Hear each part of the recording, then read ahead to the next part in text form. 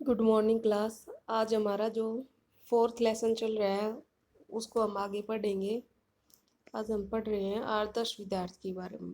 12वीं शताब्दी के बगदाद में कानून और चिकित्सा के विषय के विद्वान अब अल तलीफ लतीफ़ अब्द अल लतीफ़ अपने आदर्श विद्यार्थी से बात कर रहे हैं। मेरा अनुरोध है कि आप बिना किसी की सहायता के केवल पुस्तकों से ही विज्ञान न सीखें, चाहे आपको समझने की अपनी योग्यता पर भरोसा हो। उन्हें प्रत्येक विषय के लिए जिसका ज्ञान आप प्राप्त करना चाहते हैं अध्यापकों का सहारा लें, और यदि आपके अध्यापक का ज्ञान सीमित हो तो जो कुछ वह दे सके उसे प्राप्त कर लें, जब तक आपको उससे योग्य अध्यापक न मिल जाए। आपको अपने अध्यापक का आदर और सम्मान अवश्य करना चाहिए। जब आप कोई पुस्तक पढ़ें तो उसे कंठस्थ और उसके अर्थ पर पूर्ण अधिकार प्राप्त कर लें।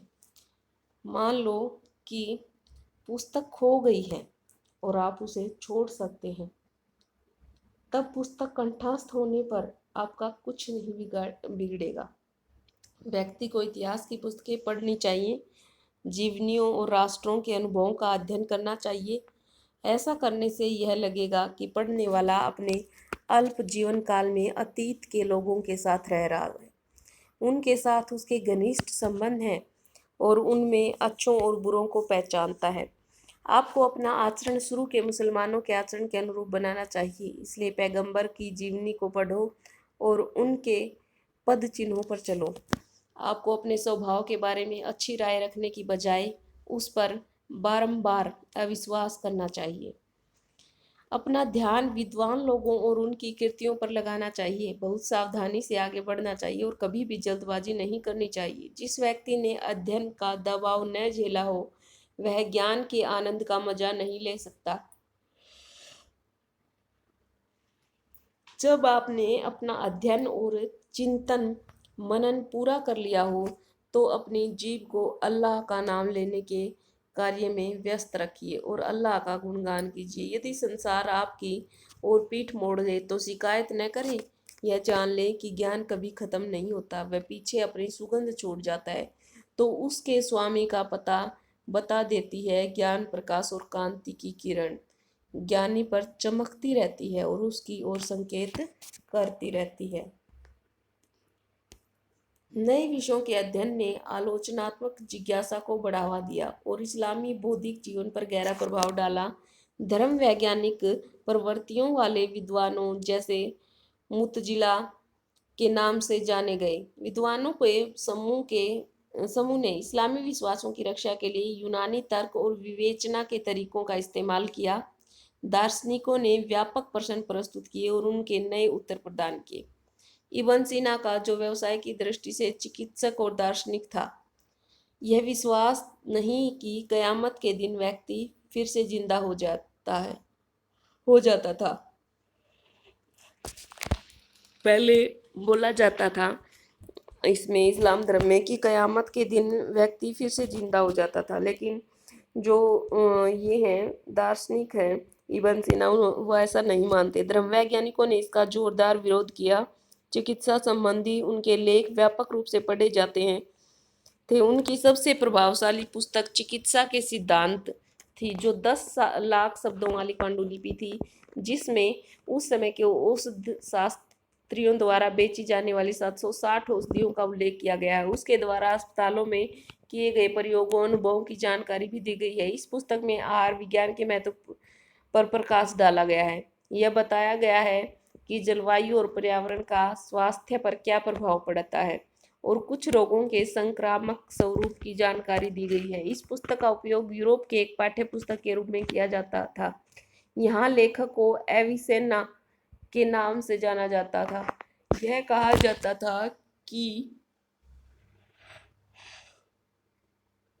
वैज्ञानिक और कवि उमर खयाम अपनी मृत्यु के ठीक पहले यह पुस्तक पढ़ रहे थे। उनकी सोने की दांत कुदेरनी इस पुस्तक के तत्व मीमांसा विषयक अध्याय के 2 पृष्ठों के बीच पड़ी मिली थी। मध्यकालीन इस्लामी समाजों में बढ़िया भाषा और सृजनात्मक कल्पना को किसी व्यक्ति के सर्वाधिक सराहनीय गुणों में शामिल किया जाता था। ये गुण किसी भी व्यक्ति की विचार अभिव्यक्ति को अदब के स्तर तक ऊंचा उठा देते हैं।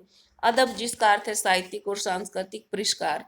अदब रूपी अभिव्यक्तियों में पद्य और गद्य शामिल थे और यह अपेक्षा की जाती थी कि उन्हें कंठस्थ कर लिया जाएगा और अवसर आने पर उनका उपयोग किया जाएगा। इस्लाम पूर्व काल की सबसे अधिक लोकप्रिय रचना संबोधन गीत थी। किस क्या कहा जाता था उसको? कसीदा कहा जाता था। अपने आश्रयदाताओं की उपलब्धि का गुणगान करने के लिए अब्बासी काल के कवियों द्वारा इस विधा का विकास किया गया। फारस मूल के कवियों ने अरबी कविता का पुनः आविष्कार किया और उसमें नई जान फूंकी और अरबों के सांस्कृतिक आधिपत्य को चुनौती दी। अबू नुवास, जो फारसी मूल का था, ने इस्लाम द्वारा वर्जित आनंद मनाने के इरादे से शराब और पुरुष प्रेम जैसे नए विषयों पर उत्कृष्ट श्रेणी की कविताओं के रूप में संबोधित किया। चाहे वह स्त्री हो, इसी परंपरा का अनुसरण करते हुए सूफियों ने रहस्यवादी प्रेम की मदिरा द्वारा उत्पन्न मस्ती का गुणगान किया। जब अरबों ने ईरान पर विजय प्राप्त की, तब पहलवी, जो प्राचीन ईरान की पवित्र पुस्तकों की भाषा थी, पतन की स्थिति में थी। शीघ्र ही पहलवी का एक और रूप, जिसे नई फारसी कहा जाता है, विकसित हुआ, जिसमें अरबी के शब्दों की संख्या बहुत अधिक थी। खुरासान और तुरान सल्तनतों की संख्या की स्थापना से नई फारसी बड़ी सांस्कृतिक ऊंचाइयों पर पहुंच गई। सामान्य राज दरबार के कवि रुद्की को नई फारसी कविता का जनक माना जाता था और इस कविता में छोटे गीत काव्य और चतुष्पदी, छोटे गीत काव्य यानी कि गजल, और चतुष्पदी रुबाई जिसको बोला जाता था, ऐसे नए रूप शामिल थे। रुबाई 4 पंक्तियों वाला छंद होता है, जिसमें पहली 2 पंक्तियां भूमि बांध देती है, तीसरी पंक्ति बढ़िया तरीके से सधी होती है और चौथी पंक्ति मुख्य बात को प्रस्तुत करती है। इसके रूप के विपरीत रुबाई की विषय वस्तु अप्रतिबंधित होती है। इसका इस्तेमाल प्रियतम अथवा प्रेयसी के सौंदर्य का बखान करने, संरक्षक की प्रशंसा करने और दार्शनिकों के विचार को अभिव्यक्त करने के लिए किया जा सकता है। रुबाई उमर खयाम के हाथों अपनी पराकाष्ठा पर पहुंच गई। उमर खयाम एक खगोल वैज्ञानिक और गणितज्ञ भी थे, जो विभिन्न समयों पर बुखार, समरकंद और इम्फान में रहे थे। कहाँ रहे थे? बुखारा, समरकंद और इम्फान। 11वीं शताब्दी के प्रारंभ में गजनी फारसी साहित्यिक जीवन का केंद्र बन गया। कवि स्वाभाविक रूप से शाही दरबार की चमक दमक से आकर्षित होते थे। शासकों ने भी अपनी प्रतिष्ठा को बनाए रखने के लिए कलाकारों और विद्वानों को संरक्षण देने का महत्व को समझ लिया था। गजनी के महमूद ने अपने चारों ओर कवियों का एक समूह एकत्र कर लिया था, जिन्होंने काव्य संग्रह और महाकाव्यों की रचना की। इनमें सबसे अधिक प्रसिद्ध फिरदौसी थे और जिन्हें शाहनामा को पूरा करने में 30 वर्ष लग गए थे। इस पुस्तक को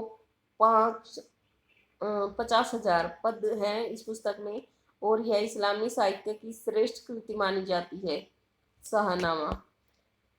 शाहनामा परंपराओं और आख्यानों का संग्रह है, जिसमें सबसे अधिक लोकप्रिय आख्यान रुस्तम का है, जिसमें प्रारंभ से लेकर अरबों की विजय तक ईरान का चित्रण काव्यात्मक शैली में किया गया है। यह गजनवी परंपरा के अनुरूप ही था कि बाद में भारत में फारसी प्रशासन और संस्कृत की भाषा बन गई।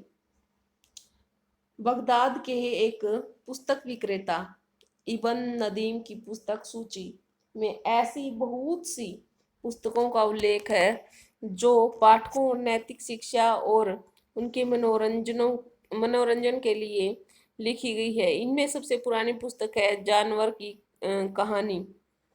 कहानियों का संग्रह, जिसका नाम है कलीला व दिमाग। यह पुस्तक पंचतंत्र की पहली संस्करण का अरबी अनुवाद है। सबसे अधिक प्रचलित और स्थायी रचनाएं वीर साहसियों की कहानियां हैं, जैसे अल सिकंदर और सिंदबाद, और दुखी प्रेमियों जैसे कायरस की कहानियां। ये कहानियां कई शताब्दियों में मौखिक अथवा लिखित परंपराओं के रूप में विकसित हुई हैं। 1001 रातें कहानियों का एक अन्य संग्रह है। ये संग्रह मूल मूल रूप से भारतीय फारसी भाषा में था और बगदाद में इसका अनुवाद अरबी भाषा में किया गया था। बाद में मामलुक काल में काहिरा में इसमें और कहानियां जोड़ दी गई। ये कहानियां विभिन्न किस्मों के मनुष्य, आदर, मूर्ख, भोले वाले, धूर्त मनुष्यों का चित्रण करती है। इसके और शिक्षा देने और मनोरंजन करने के लिए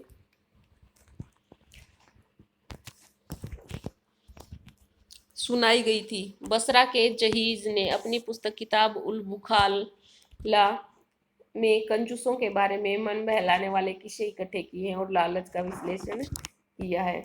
आगे हम कल पढ़ेंगे। आज इतना ही। साथ साथ आपको जो भी क्वेश्चन मिलते हैं उनके आंसर बुक में से रीड करके राइट करते रहिए। Thank you. Have a nice day.